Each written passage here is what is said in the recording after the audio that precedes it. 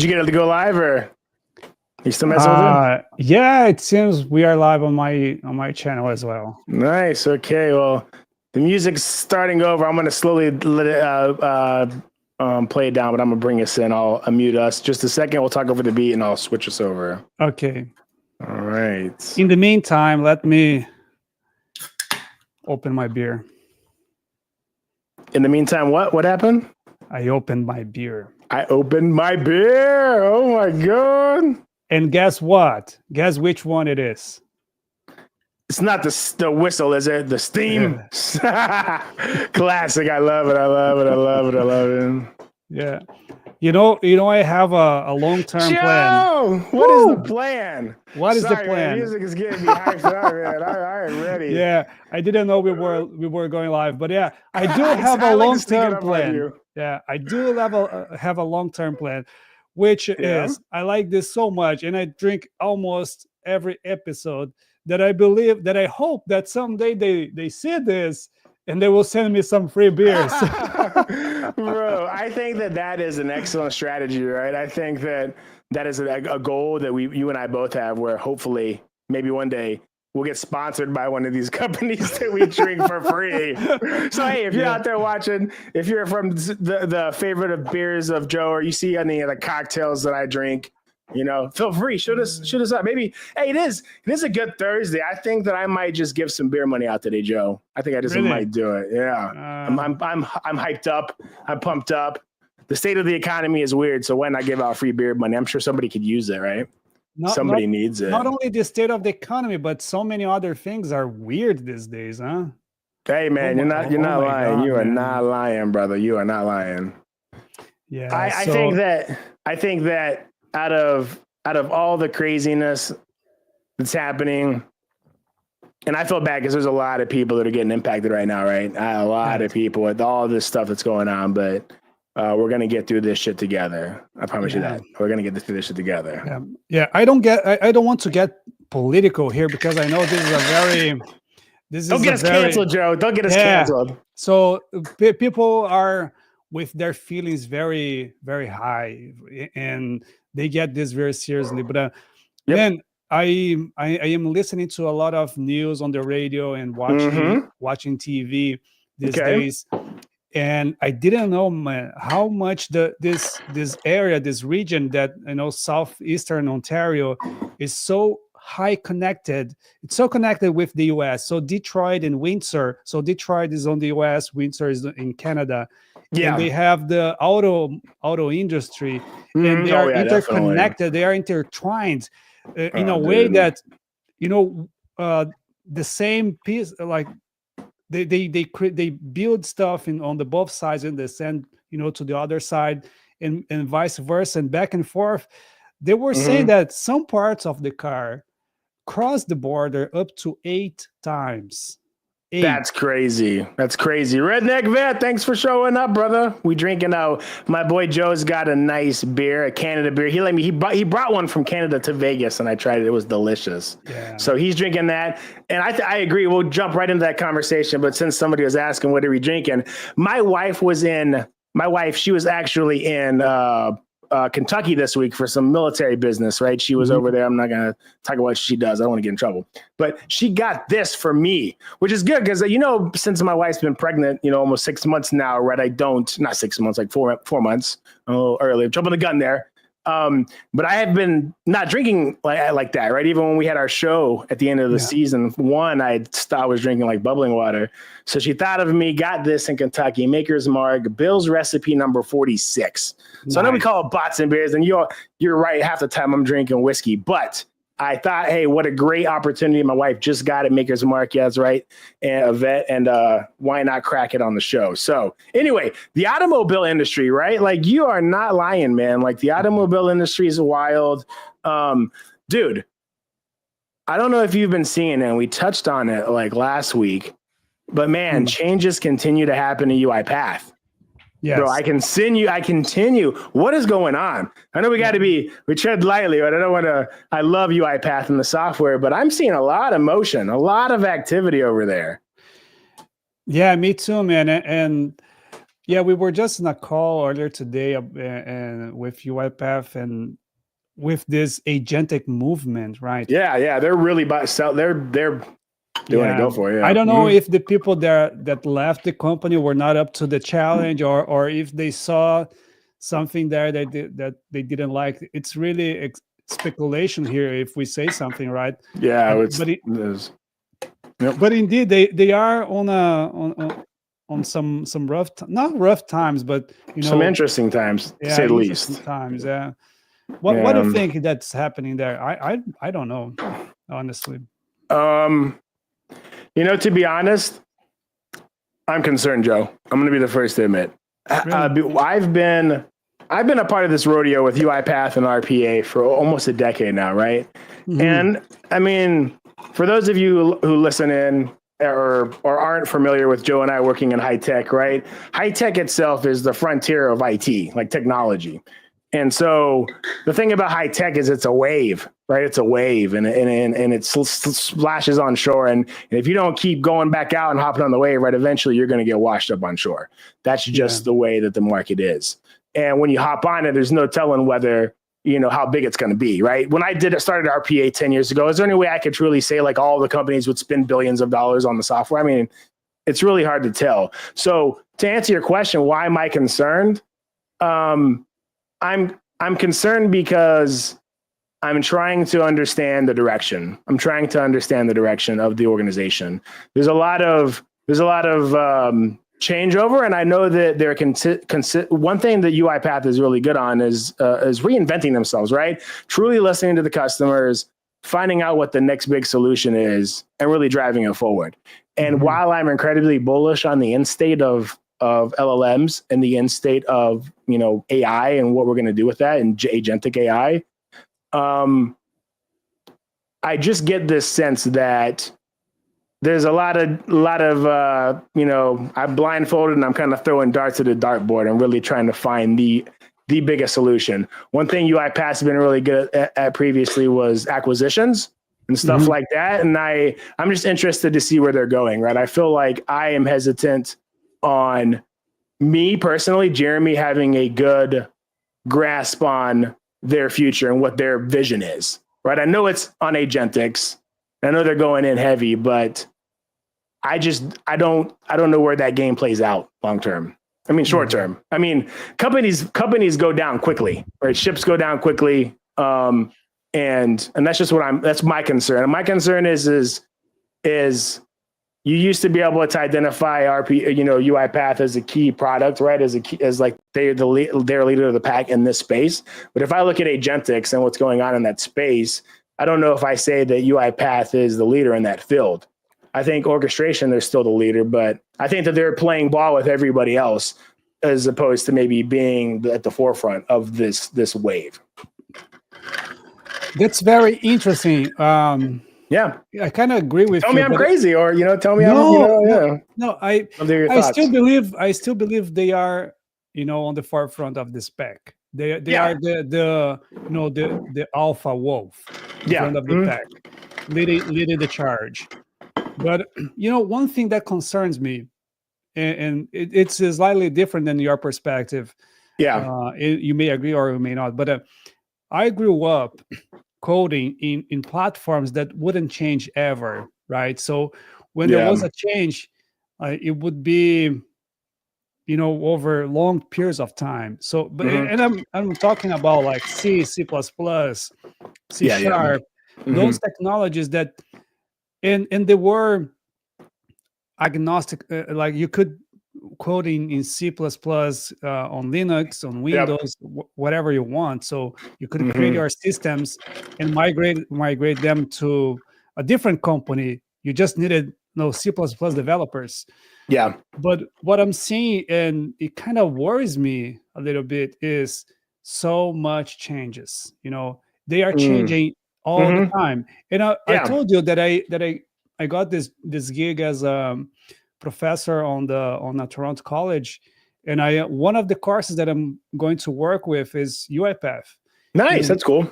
Yeah. So and while I was creating the content that is going to be presented to the students. Yeah. I had to create some automations, right?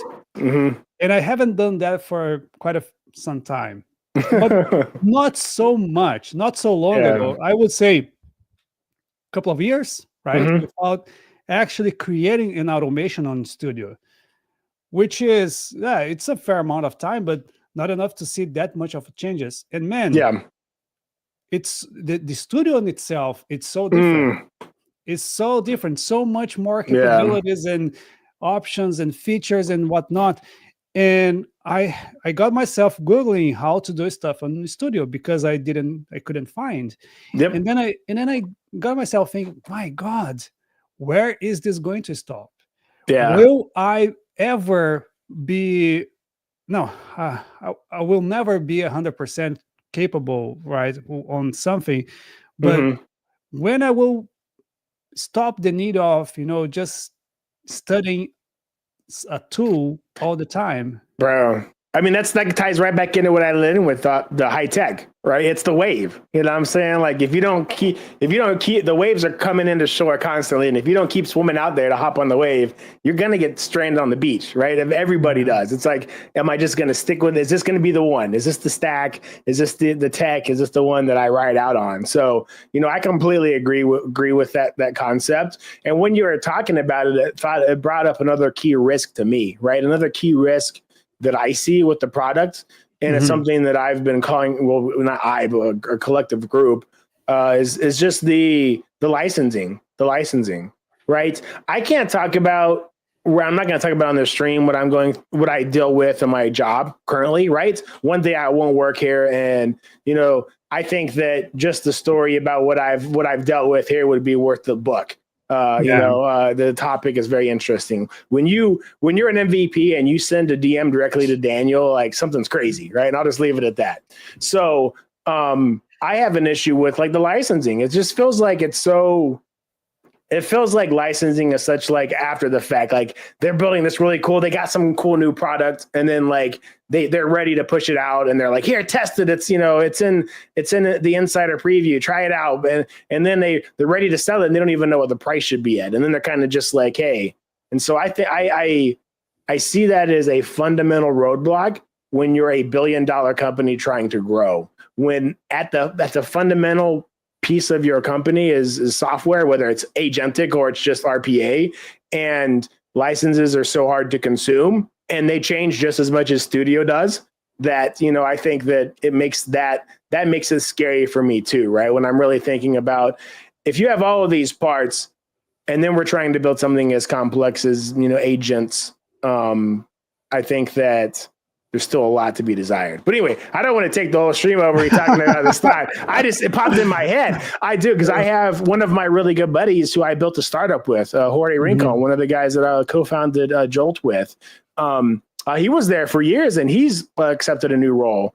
I see that, who else was it? I mentioned just the other day, there was a guy that I respected, Chris Caldwell, right? If you look at that gentleman, he was a very interesting pedigree. He came from a similar line that I did, where he started in financial services and was in RPA before anybody else was, helped grow and blow out a CEO, and helped scale value, and then joined UiPath and started off customer success, and eventually took over engineering sales teams and did a great job. And now he's doing that kind of stuff. So so much shakeup. I know I know we talked about it for a minute, but I'm really curious, right? And I'm concerned when I've spent a good chunk of my life investing in a software, both building businesses that sell it and customers that use it, convincing them to leverage it, right?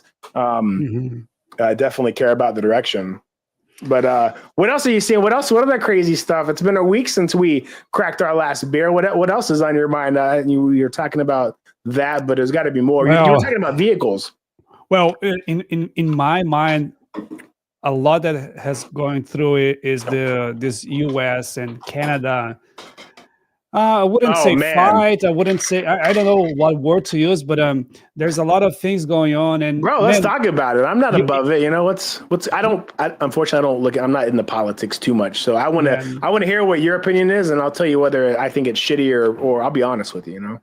Yeah, rapid fire. Well, essentially, Trump is trying to, my perspective, Trump is trying to change the rules and get some advantage from Canada.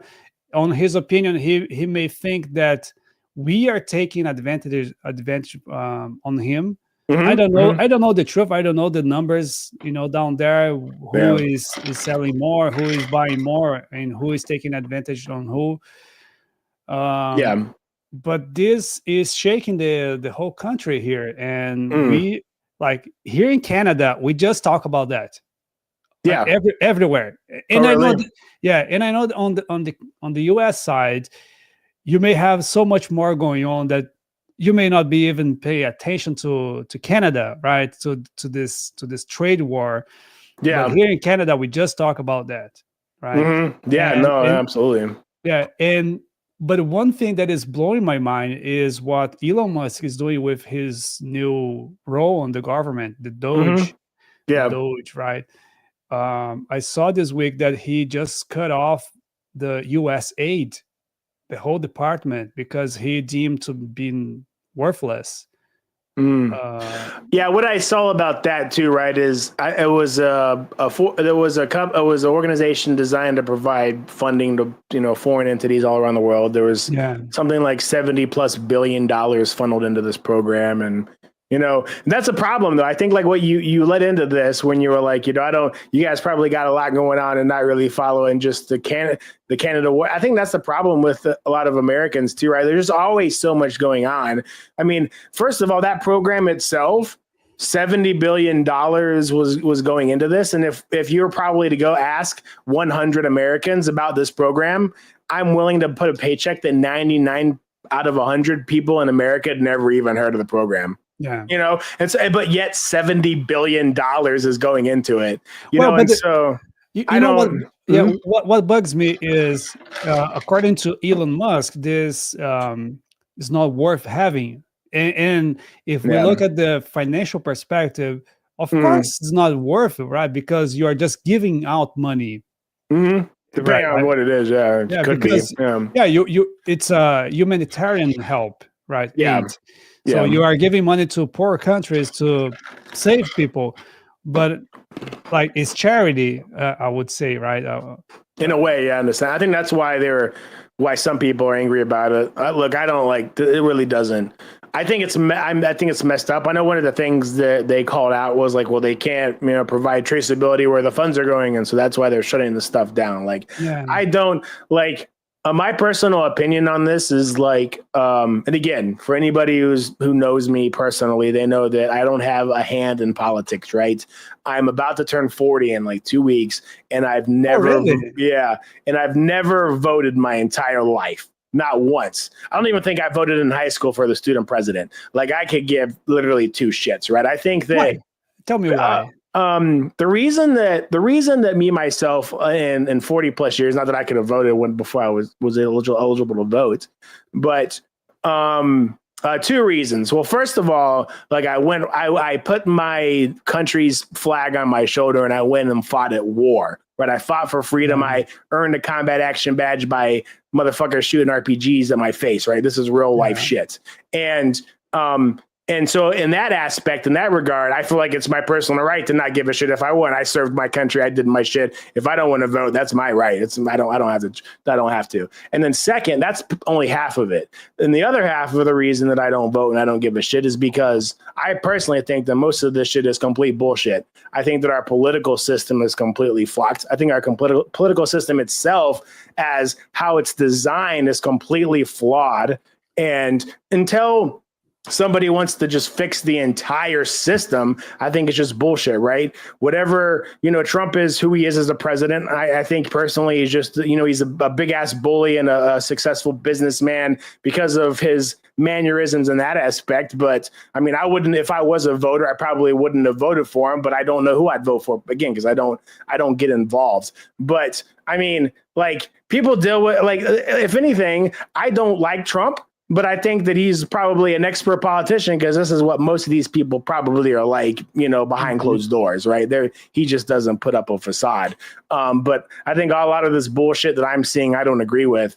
But again, I'm sort of in the spot where, people are like, well, you don't vote, so why do you have a opinion? So most of the time, I don't give a shit. I really don't care. In my personal opinion, no matter how good or how bad it gets, in another 4 years, some asshole is going to come in and tell us what he wants to do with the country, and things will change again, right? I just don't get involved, right? Until somebody shows up and says, hey, politics, the way that we do them are just fundamentally wrong, and we should switch and do it like this. I really don't care what they do, because it's just going to go up and down, and believe me, it has an impact. It truly has an impact on people and in certain situations. But fortunately for me, that shit never has doesn't have a long-term impact on me, right? Stocks and bonds and properties. I've tried to set myself up to insulate me from any politics or nonsense that they could bring. Right. Mm-hmm. But I mean, that's why I voted, Joe. You asked season 2, we finally got into it, and now right? And so I don't, I went to war again so people could have the right to vote and vote for whoever they want. They think that guy is the best thing since sliced bread, and they want to talk about that on social. Good for them. I don't give a shit. Hey, nice. But, yeah, and this is what I like about freedom of speech, exactly. because you can speak what is up on your mind. Yep. And I also don't vote for quite a long time, but the problem in Brazil is that it's required, it's the law. If you don't vote, like, you get penalties. There's a That's crazy, bro. Like, yeah. Would be, Joe, I would still, if that were me, I'd still just be paying fines. Like, I still wouldn't vote. I pay fines. Just fine me, especially because it's like $5. But the problem is, so if you don't pay and you don't, if you don't vote and you don't pay the fines, then you get your passport canceled. You cannot renew your passport, for example. You cannot get Trump's not going to let you come over here anyway.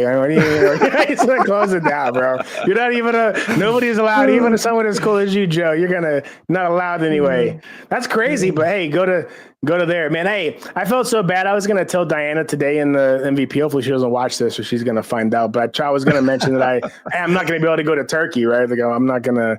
Me neither. It's rough. I can't. I won't go there. I agree that it'll be like a lifetime experience, right? I guarantee like all the MVPs in one spot. And since they're not doing like regional summits, they're probably going to put the budget on that, right? And really do something. Hey, but with all due respect, I love the MVPs. It's a fantastic community. Diana, Vibor, everybody that works with us. But as much as I love you and everybody in the community, like, Istanbul is just such a far away place, man. It's so expensive to go there that Is it? Yeah. I just know my wife. Yeah. It is on the east side of Europe, right? And by the way, for those that are listening, they may not understand what we are talking about, right? But oh, excuse me. Yeah, you're right. Yeah. But I don't think we can disclose that right now. But yeah, true. I don't know.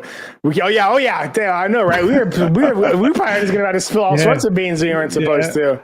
I mean, I wouldn't know. I wouldn't know if I was going to the MVP summit this year, because I don't know if I'm an MVP. First of all, so I won't know until those announcements are made. But if I were, I probably wouldn't be going. Same with Joe. Thankfully, our audience is not that big, so we are not going to get in trouble here. Yeah, right. We might get canceled next year, but they'll have to bring it back.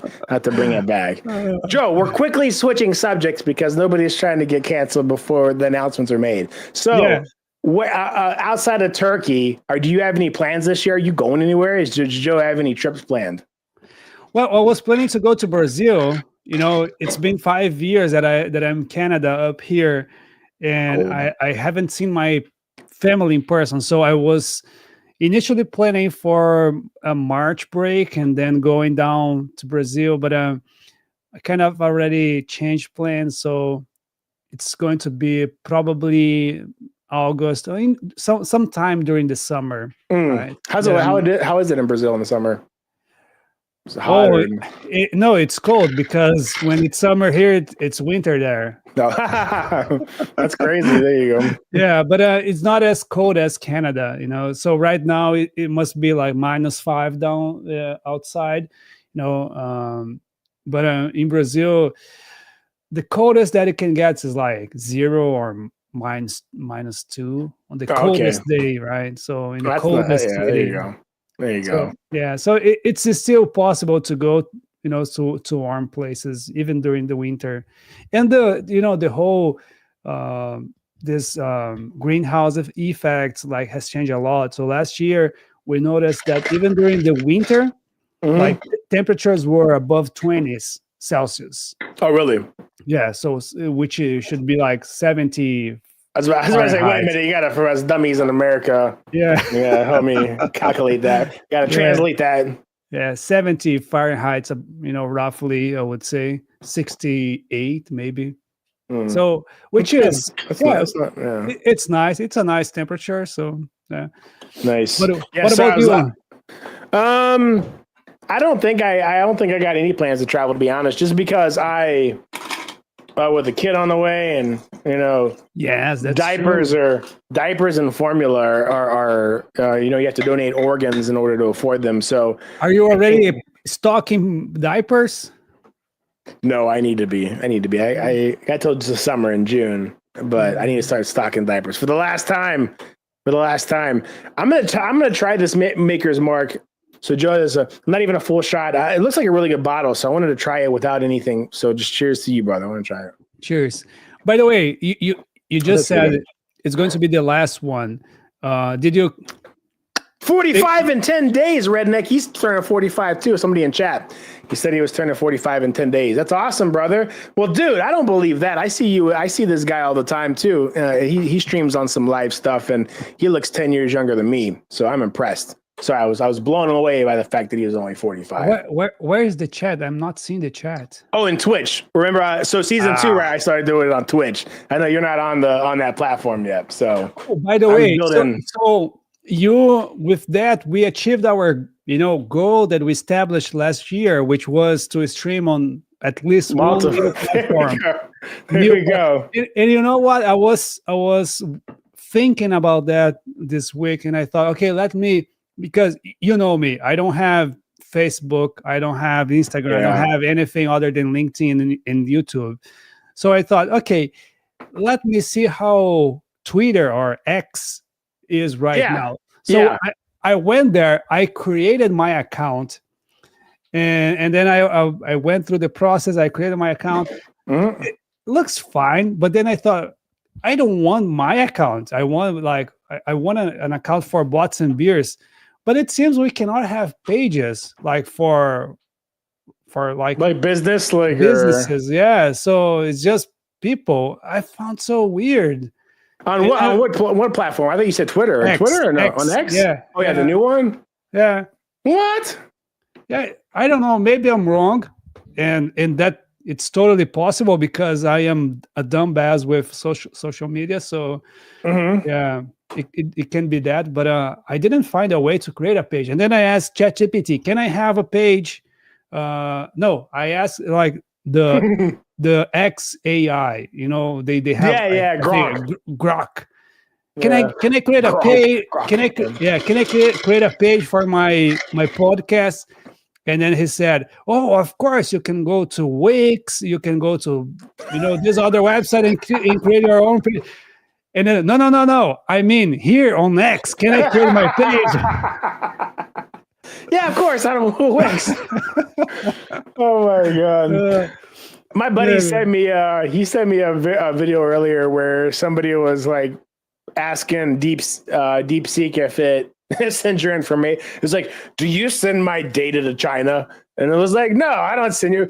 And he had like his phone plugged up to a trace route, so it was showing where the packets were being sent, and it shows like Beijing, China. And it's just like, no, I do not send your data to China. And it's like, bro, I literally see you sending all my packets to China. So what do you think about that? Is that dangerous? DeepSeek AI? You've been using it, the Well, China no. Open. I didn't even touch. But yeah, I don't want my data going to China. But honestly speaking, I don't know what is the worst, if it's going to China or going to Elon Musk. So That's valid. Nice one. Nice one. That's legit. I don't know which is worse. Hey, man, pick your poison, right? Pick your poison. True stories, Joe. you know what? I used to like him. I used to like him a lot because he was like this entrepreneur guy. You know, he built so many other businesses and he created this amazing, world with so many Yeah. companies. But he's still a really good businessman, but he is an asshole, to be honest, man. Bro, like I sent my friends this exact message today in reference to Elon Musk, and my message was anybody like the richest guy on the face of the planet, right? More or less, is maybe I'm one or two competing with him, but basically the richest guy on the planet, pretty smart. I agree with you, pretty smart individual, but still wants to be seen as a good video game player so bad that he'll lie to people about it. Like if I told my friends like humanity has no shot. If the richest guy on the planet who can have whatever he wants, and this guy just wants to be seen as a good gamer, and he'll lie about it. Like what is that? I don't know what is that. He lied about me. You never heard about you haven't heard about Elon Musk and this gaming debacle? It happened a couple of months ago. So I heard that he was like the best on Diablo or so yeah, I think it was Diablo, probably one of the something like that, where he claims that he's one of the best in the world, that he's on top of Rome Dog. Yeah, he knows. He claims that he was on top of the world leaderboard. Like he's one of the best, like 100, 250 players on the planet. He's like, here's my character, and you can see him up there. But he did a live stream on X one day of the game, like just this like gamers do. He decided to stream his gameplay, and he was playing in a manner that noobs would play. Like experts in the game are like, whoa. Like he was playing and he walked by this super precious orb that dropped down. He like slayed some beast and it dropped this super precious orb, and he like walks right past it, and any like known top player would be like, holy shit, that's a super rare one. And then just like other things when he's like going through the menu, like the way that he was organizing stuff, they're like, dude, you don't do that unless you're like, been playing it for like a month. Like this is how quick people are. This is how you organize your stuff. And so like they went off. They're like, dude, this guy's flat out lying, bro. He doesn't play Diablo or whatever the hell the game was. It's crazy. By the way, speaking of which, on our shared folder that we share our files, the videos and whatnot, you put a video and I couldn't, man, I went there. Honestly speaking, I couldn't follow you, and you were playing this. I don't even know which game is that, and it was so quick. I was thinking, no, you must be speeding up the video. You edit it, and then you speed up, to X the actual speed of the video. It was so fast, man. What game is that? That's Call of Duty. Man. That's really? What I play. Yeah, it's like my God, man, how do you play that? That fast? Yeah, no, that's it. That's crazy. It's fast. That's just years of playing. It probably looks fast to me, but it seems slow. It just seems slow. I sent it to you because you're making that joke. You're like, did you forget something? So I made the joke. Like, here's the video. But that's funny. Yeah, no, that's some people here. I think I've seen that too. I shared it in the Discord. But yeah, I was playing with some old veterans that I met in a Discord. They're like gamers and stuff, and so I joined their game. We were playing for that one night, and I just had some good clips. But yeah, it's Call of Duty. And do you remember that the last year I was playing some games on PS5? Actually, one game, it was Mad Max, and I told you, right, that I was playing. It was really good, and I like it. And one day I was at home, and before I started playing, the PS5 shows how many hours you spend. Oh yeah. On the game was 100 hours, 99 hours. And then I thought how many things I could do in 100 hours, right? And to be honest with you, I was doing some projects on the side. We talked about this offline, but I was doing some projects on the side, and almost couldn't deliver what I was supposed to deliver. And then I thought, my God, 100 hours. I could double what I could have did done this here. twice. Right. And I just, my God, no, man, I don't want to do this. Bro. I deleted all my games. Yeah. It's insane, bro. I feel you. Like Call of Duty, when it dropped, for some dumb reason, like I haven't, I play Call of Duty. It's like one of my passions. I love to play it. I've been playing it for 20 years now. But they have this like progression system called Prestige. Like it's Prestige in a ranking. Mm-hmm. And I've only 20 years, like 10, 15, 20 different CODs. I've only like maxed that system out like, once or twice ever. And so this one came out and I was really having fun. And I'm like, bro, I'm going to max Prestige this. And so when the game dropped, dude, I turned into a gremlin. Right, I'm in this office right here. The door's closed just like that, and I got this window up and the fan going. And I'm sweating. I'm just like hours. There are days, there are days when I'm like, I'm falling asleep, Joe. I'm falling asleep with this thing. I'm like, dude, one more rank, and I'm just like playing. And it took me like, when I looked at the time, like it tells you, I think it said it took 14 days to get Master Prestige.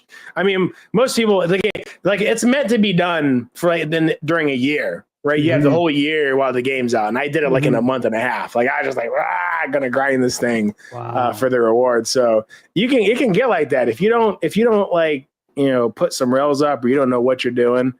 15K Halo games here. Lots of waste of time. 15,000 Halo games. That's serious. No, man. It's just not for me. And you know what? It is for me. After I quit, I didn't quit. I just removed the games that I was addicted to. Not addicted, that I was playing a lot. And like I've done so much in the last 2 months, one month and a half, 2 months, right? I worked a lot. I did a lot of things, not only on my regular normal job. And you were grinding. Well. I remember we talked about that. And I've been one very silly thing. I've been watching a series with my wife, and we are that's cool. Almost done on season 2, and I don't remember the last time that I did with her this kind of thing, right? That's good. That's awesome, bro. Yeah. So, I don't want to spend time just playing games anymore. Like, if I could, play like a couple of hours per week, I would. But the problem is these games are so addictive, right? Yeah, I think, and so like mine is it's a little bit different, right? Like it's the same scenario, but the issue is when I started playing Call of Duty like 20 years ago, a group of guys could get on that game and play together and just have fun, right? It wasn't gaming 20 years ago wasn't what it was today. Wasn't online, right? Yeah, well, I mean, it was starting to be online. Yeah, Xbox 360, they had some multiplayer, but it wasn't as big. But I mean, you take it now, like people literally get on Twitch and it's their job, right? They ain't making money like you and I make money in the corporate world, right? But they're making like they're making money they're getting by. A guy like my friends, people like you and I. Like I play with these guys and they hop on and they're like you. They don't sit here and play like me. They get on once or twice a week. And when they get on, like they get their ass stomped, right? Sometimes they can catch a rhythm and start playing good. But it's like they get on and they play for like 2 or 3 hours and they get crushed. It's not enjoyable, right? It's not like when games weren't competitive. Now games are so damn competitive. Like you get in for a guy that like he's playing this for tips, he's playing this for money and he don't care what he's got to do. He probably even using hacks, right? Some people cheat, just to, to get, followers and clout and stuff. And so like you get in on a Friday night and you pick your controller up and you want to just play. If you're the kind of guy who only plays a couple hours, like you're going to get on and you're not going to have a lot of fun unless your team's like carrying you to wins. And so for me, because I am so damn competitive, and you and I have had this conversation, I talked about on a previous episode, I'm just so competitive. Like that is so unenjoyable to me that I find myself spending hours, not just necessarily playing the game because it's just so much fun, even though I enjoy it. I play hours just so when I hop on, I can like shit on people, right? So I'm not getting destroyed. I want to be able to enjoy my time, and it is like, bro, I played in the game the other day, in the clip that you saw, man. We were crushing people, and it's just fun. Like I love doing that. I love like killing people in the game, and they're like, oh, they're whining in their headsets. There's nothing funner to that than hearing people complain when I put them down. But anyway, so that's why I do it, because I can't. If I didn't play this much, then I wouldn't play at all, because I simply couldn't play for 2 or 3 hours and have a good time. I would end up quitting. It would be unbearable for me, and I would quit. Yeah, but then you're talking about online games, like playing with other real people. The type of that's not my type of game anymore. So the game that I like is like RPG. There you go. Yeah, and there's nothing wrong with that. People do that on Twitch all the time too. Yeah, so it's like just myself playing against the game, right? So, yeah, yeah. I still, because see, and we've talked about video games in the past, but the thing that I like a lot in these new games, like because I didn't play for 20 years. Yeah. And then I bought this PS5 for my daughter. Got you. I got, I saw myself playing more than her. And I was playing games. I played essentially three games a lot. Jedi, two versions of the Jedi, and Mad Max. Games. Yeah. Because they are RPG and they have a history, right? Both of them come out of movies that I love. Oh, okay. And when I play, I feel inside of the story. You're immersed in there. I am a character on the movie. Bro, right? And I don't want to get your make you start itching to do this, but if you do like those kind of games, were you ever an Indiana Jones fan? Nah, not too much. Okay, yeah. But there were some of the titles you were saying, I was thinking like maybe, but I heard that this new Indiana Jones game that came out is supposed to be like banger. Everybody's talking about like it's like it's like you're in the movie, like Raiders of the Lost Ark or the Tomb. It's like you're in there. Man. So I don't want to see it. After I removed my Mad Max, so I thought, okay, let me take a look on the PlayStation Store. Yeah, and I found this game called Ronin. Ronin. So Ronin, yeah. Ronin is a samurai. Yeah. That essentially got expelled. I think it's expelled. So Ronin, it's a samurai that doesn't have a master. I think it's something on those lines. Interesting, right? And there's a movie from with Keanu Reeves. He's I think it's 49th. Yeah, the last Ronin. Oh yeah. Oh, the last Ronin. I remember I read a book about it as well, about Ronins. But anyway, I found this game Ronin, and because all the Keanu Reeves movie, the book that I read. Let me see, and I downloaded the demo. The demo of the game. It was so fucking good, man. He's like, I loved it. I loved it.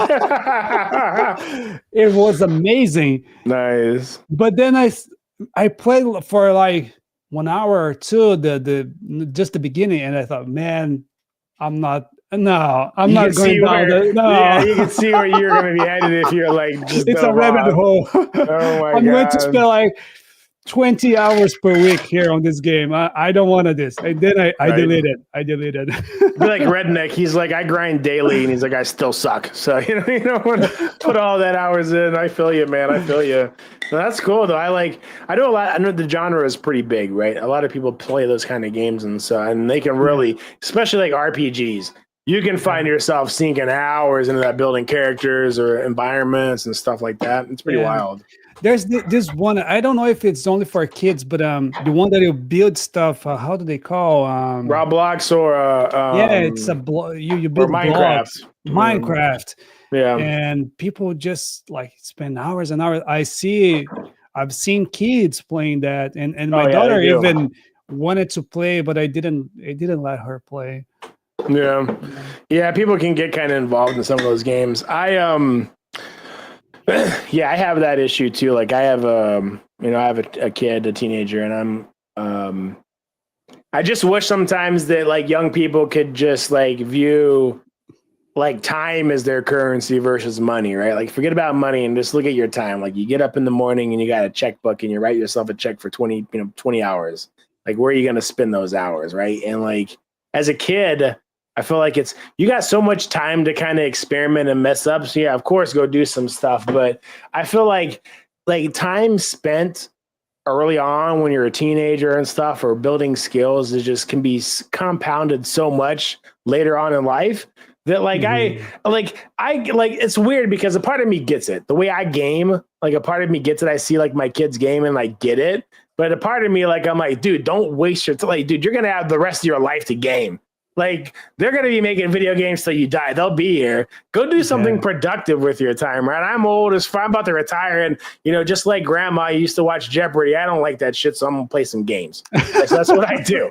But I mean, I don't, I think that I wish kids would put it off because my 4-year-old, I had to me and my wife put a timer on his iPad because he's got these new games where he plays and they rolls the ball. You got to keep the ball and you roll it and you keep it on the track.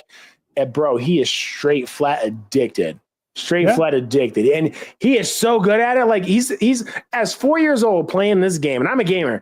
At 4 years old, he's already at such high levels on this game. He'll ask me to help and I'll try. Dude, I can't do it. I said, I can't play. I'm not that good. I can't beat this level for you. You got to do it. I had to put a timer. So every hour he's got to come up to me and ask me to like, hey, can I have more time? Because he's just like into the game. I'm like, geez, bro, games. Yeah, but this time management comes with maturity as well. Oh man, I forgot to put Mixer in there. Sorry, that was straight Maker's Mark.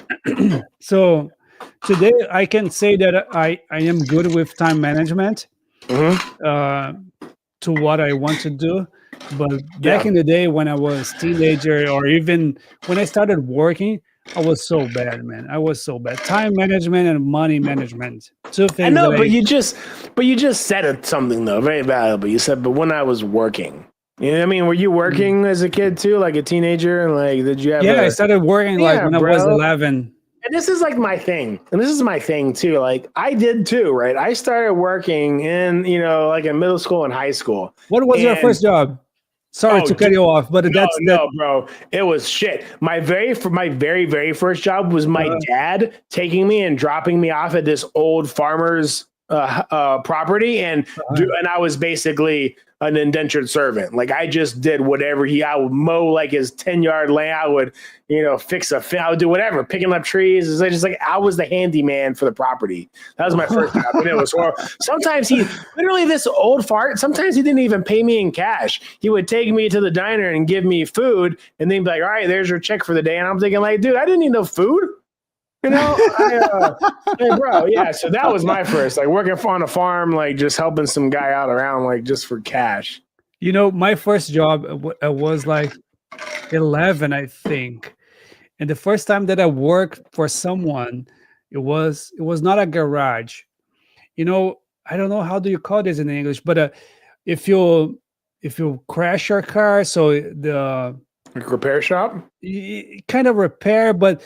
Back in the day, like in a really small town, like 10,000 people in the countryside of Brazil. So everybody's really poor. So the cars were like the old Beetle, right? So the old Beetle was our prime customer.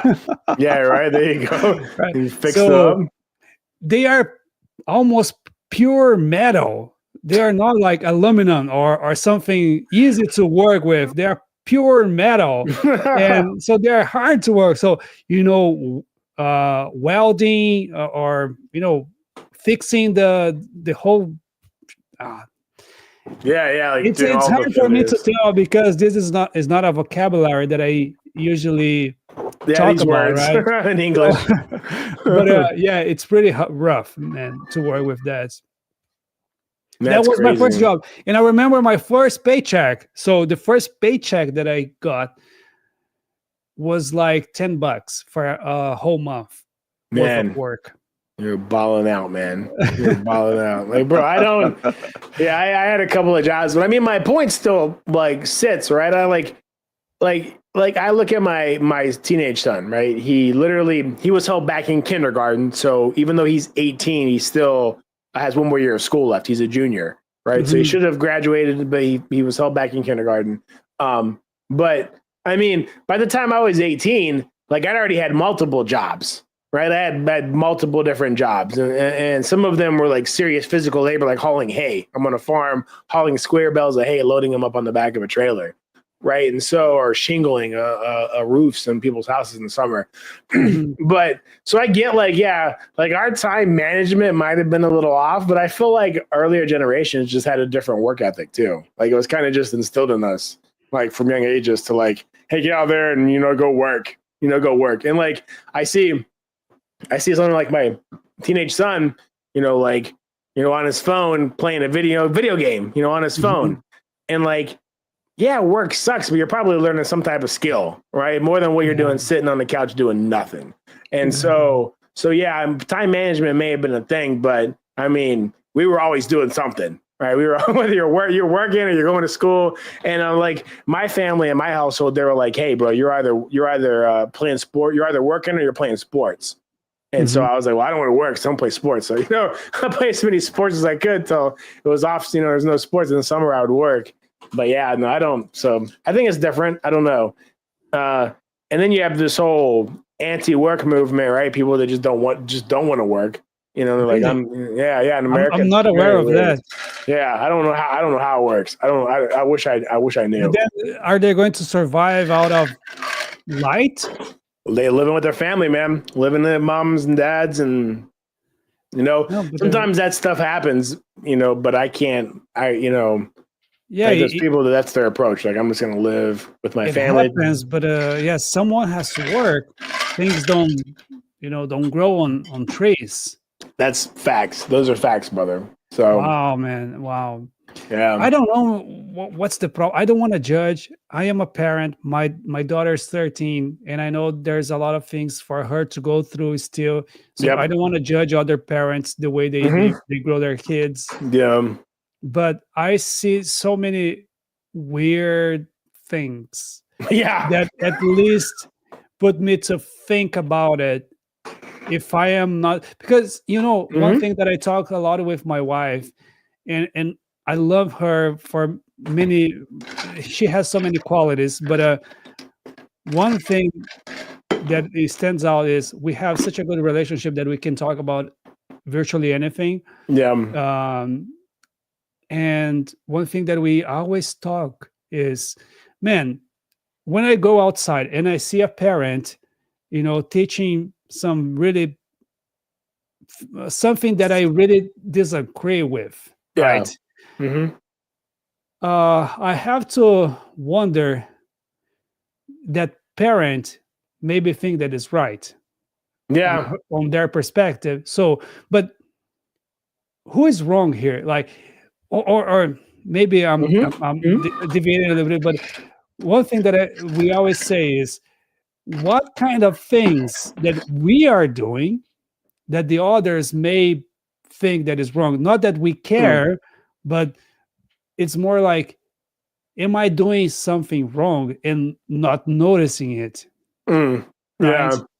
That's a very interesting topic, right? Maybe I'm just too much of a narcissist to think that I do too much wrong, but I never consider what other people are thinking about my child. Like, hey, I already know what some people are thinking, right? I'll give you an example. When my son was 2 years old, I think, we're visiting my sister down in Carolina, and my mother was there, and we're all at a restaurant. We're at like it's called, I think, the Crab Shack. So we're having seafood. There's like lobsters and stuff. And my 2-year-old was there, and he was in the little booster seat or whatever, the high chair, and he just wasn't having it. Right? He wasn't having it. He was like throwing a fit, and he wanted to get out of the chair. And I remember, as he started to throw the fit, I was taking care of him. I took him, picked him up. I can't remember what happened, but more or less the situation here was my mom was like, oh, just let him force him to stay in the chair. He'll be fine. I'm like, he's in distress. I'm not gonna, I'm not gonna force him to sit in that chair. He's, but that's exactly how she would have raised me and like my sisters, right? Like, I don't care, you're the kid, you're gonna sit in the chair, be quiet, and so while I generally don't concern myself, like I don't give a damn like what people say generally, sometimes people just kind of intrude their opinions on you about what you're doing, right? And so I usually having a share a word with them, but I do find myself on the opposite end where I'll see some parent doing something and I'll be like, that's fucked up. I'm like, you shouldn't be doing that to your kid, man. Like, yeah. And I even deal with it here too, right? Not to bring up too much, inter-home drama, but just the real life, right? I mean, my mother-in-law lives here, and she, like, the way that she interacts with my son, the 4-year-old, and the way that I interact with him are two totally different, Yeah. And she'll just like, yell at him for maybe he'll spill something. Back in the day, as my parents would yell at me. I have an ice cream cone, I drop it, just took one bite, and my parent would be like, "What the hell? Pay attention." And then I'm just like, he looks at me and he's like, "Papa, it's just an accident. It's okay, right?" I'm like, "Yeah, of course, bro. It's just an accident. Don't worry about it."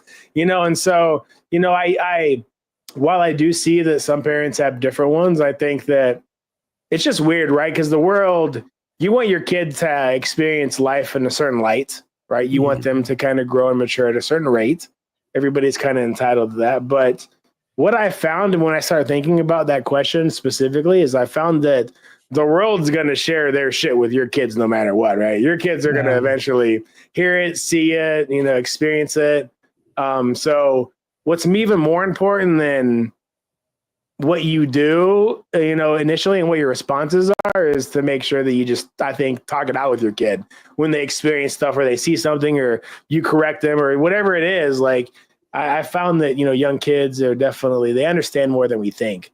And so when I see that kind of stuff, I definitely judge other parents and I try to like, when my kid brings stuff up or why is this happening?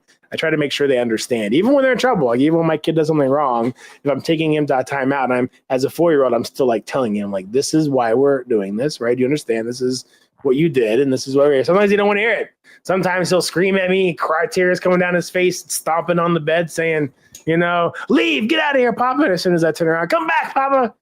So I mean, they don't always get it, but that's my policy. Yeah, no, I get it. I was when we got our daughter, I was this kind of parent that would yell because that's the way I was. My parents. I knew, but my wife. Interesting, because my wife also had a really rough childhood. But she had a totally different perspective when we were raising our daughter. And she would talk, still to this day, she talks a lot. She talks so much that sometimes I just, sneak out and just let the two talking to each other. No, I was the same way. My parents yelled a lot. But I thought that yelling was the way, and just beating them was also the way, but I changed myself. It's good. That's good.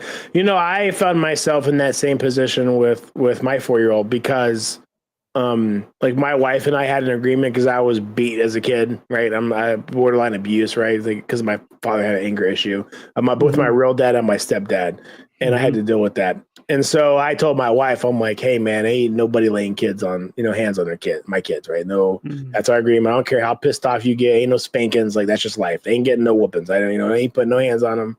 I can't understand it, right? If they're not old enough to reason with, then why are you hitting them, right? They don't understand. If they're old enough to reason with, then why are you hitting them, So, but there was a negative side effect because I found myself with my 4-year-olds starting to yell a lot because I found that was my only tool, right? Because I've already agreed that I'm not going to put my hands on my kids and sometimes timeout isn't effective. And so I found myself like just my kid yells at me and then I just return it, right? I yell back at them. Like, don't be yelling at me. And so I agree with you. I found myself kind of reverting to that behavior because I felt like it was my only thing. I've done a lot better Even as a dad, right? Not trying to be too oversharing, but I've gotten emotional at the evening times because after a long day at work or something, like we'll get into a argument and he'll yell at me and I'll yell at him. And then I'll see that like he'll ask me for something. I'll be like, no, because I'm upset. And then he'll cry. He'll get emotional. And I realize, like he's upset and he's yelling. And I'm yelling back, and I don't curse at him or anything like that. I call him a bastard sometimes because he calls me a dirty bad beast.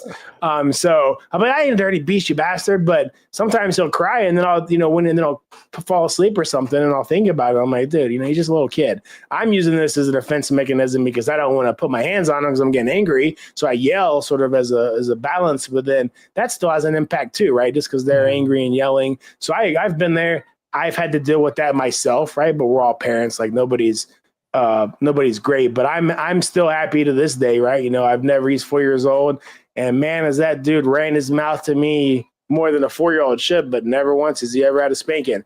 I mean, he's tested me. Like he's tested me, bro. Like I've picked him up and like took him to the bedroom and set him on the bed and said, bro, you stay in here, because I've been upset. But so I think that we all learn, right? We learn from experience, and I think that each of us have our own ways, right?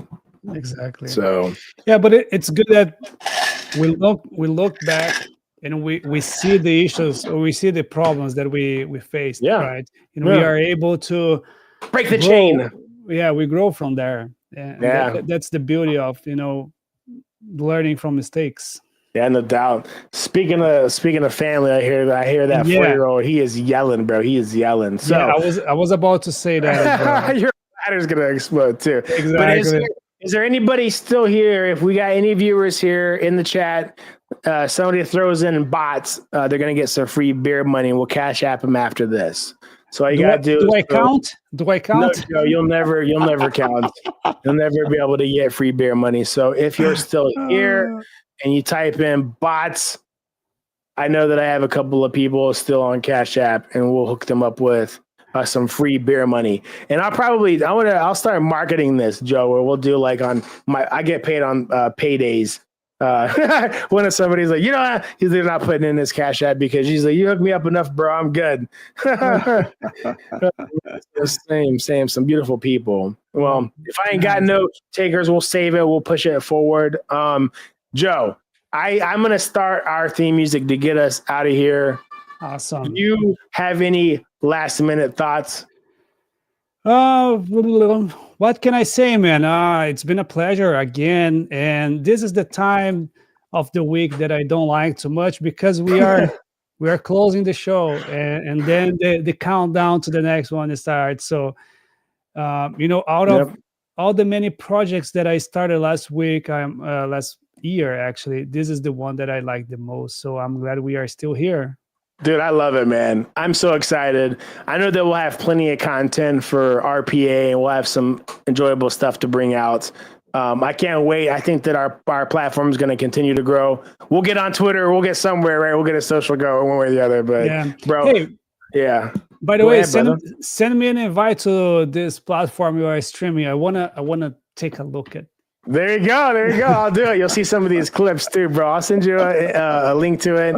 You'll get in with some of these crew. We're growing. But until then, thank you so much if you guys checked out the podcast. If you're checking us out on Spotify later, thank you so much. Come and hit us up live. We give away free beer money. Joe, until next week, my friend. Thank you, brother. I love you, brother. See you. Let's get out of here. Bum diddy, bum diddy. I'll never not love this song, man. It's the best.